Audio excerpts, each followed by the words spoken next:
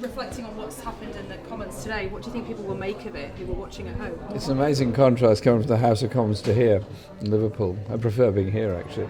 But quite extraordinary. The government was defeated on a very significant motion today, which was essentially to prevent a no-deal crashing out of the European Union, and it was a substantial majority against them. And at the end of that, the Prime Minister then said he was not prepared to negotiate with the EU on it. Well, I'm sorry, Parliament has passed a law saying that in the event of Parliament not agreeing to a process, he must apply for an extension. So he's got until 11 o'clock tonight. But these delays to the public, those who voted to leave the EU, it just seems that you're out of touch, that you're keeping the process held up, and that these delays could be indefinite. I don't think I'm out of touch when I'm saying that if we leave without a deal, Ford in Bridgend have already gone. Nissan in Sunderland are considering their position and may well leave. The number of jobs that will be lost in manufacturing industry all across Britain, and the just-in-time supply chain deliveries from Europe will obviously be very, very seriously damaged. And the real agenda of Boris Johnson is actually to get out of the European Union, avoid its regulations, and then do a deal with Donald Trump, and I think we know exactly where that leads to, a sort of free trade deal with the USA, which would be one-sided in favour of American companies. And so our position is that we will protect jobs and conditions in this country. Jeremy, this feels very much like the start of a general election campaign. You don't need to win seats in Liverpool. You're going to win seats in Liverpool anyway.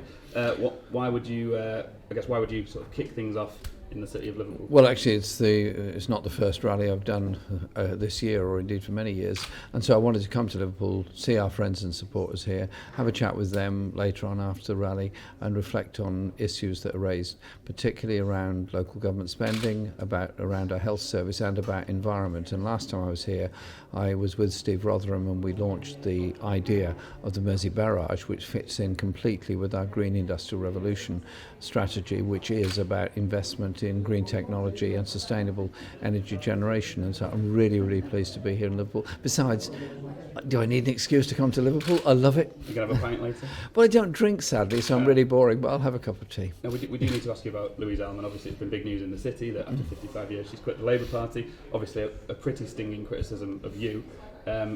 Did it hurt to read those words, and do you think she had a point? First of all, I thank Louise for her work as an MP and for the work she's done before that as a county councillor, and the work she did in Parliament as chair of the Transport Select Committee, and the way that she stood up for refugees living in very poor quality housing in Liverpool, where they had a terrible landlord. And so I thank her for that and respect her for that. I'm very sorry that she decided to resign from the party, and the remarks she makes about me I think are unreasonable and unfair.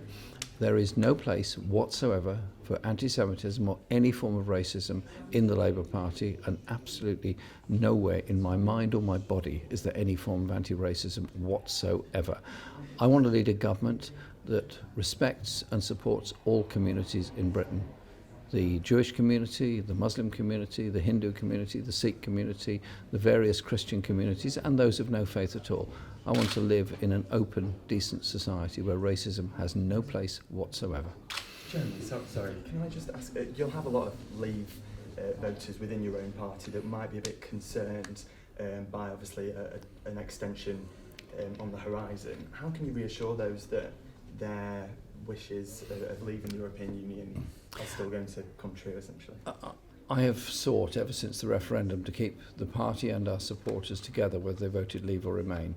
If you voted Remain and live in North London and you had a 0 hours contract job and on universal credit and in a private rented flat, you've got a problem.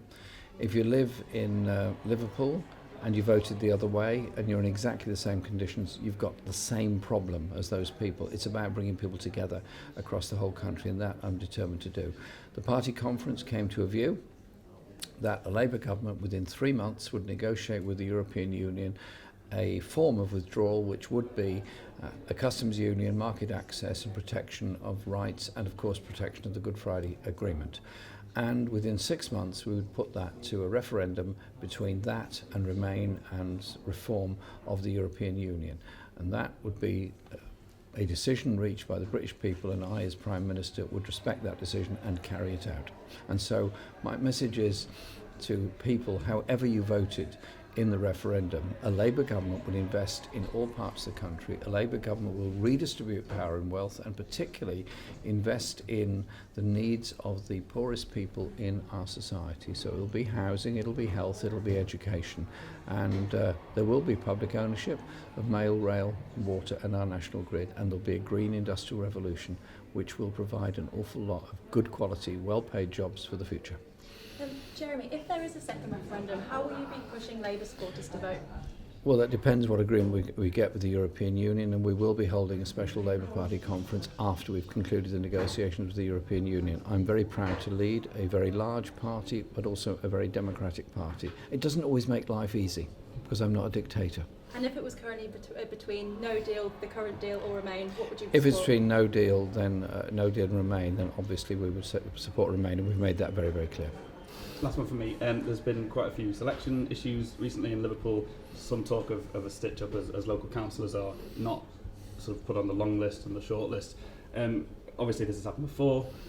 Is it something that's concerned you? Is there some local good hard-working councillors in Liverpool who feel like they've been ignored for sort of favoured candidates? Well, I am not taking part in the selection process, and I'm not involved in the shortlisting for the selections, although obviously I've made it clear to the party's national executive and the party that I want to make sure that there's a reasonable range of opinions that are available there for local members to finally vote on who their candidate should be, because our party is brimming with excitement, enthusiasm and talent, and we're going to have some absolutely brilliant candidates in the next general election. And there will be a lot of women selected, and the next Parliamentary Labour Party will probably be a majority of women members depending on the result of the election. And so I'm enthusiastic about the whole process. And Jeremy, if we do have a general election, how will you ensure that you don't lose supporters to Lib Dems? We will campaign over the whole country on an offer to the people of this country about redistribution of power and wealth, about investment in education, in health and in housing, and above all about giving young people hope and opportunity. The Liberal Democrats decided to put in a Tory government in 2010. That Tory government cut welfare benefits, cut disability benefits, slashed spending on health, on education, on housing, on local government. That government trebled university fees, and that government was the handwork of austerity. Well, I think that says plenty about the Liberal Democrats, and I simply say to anyone that wants to live in a society where we do invest in our future and our young people, then Labour is the choice.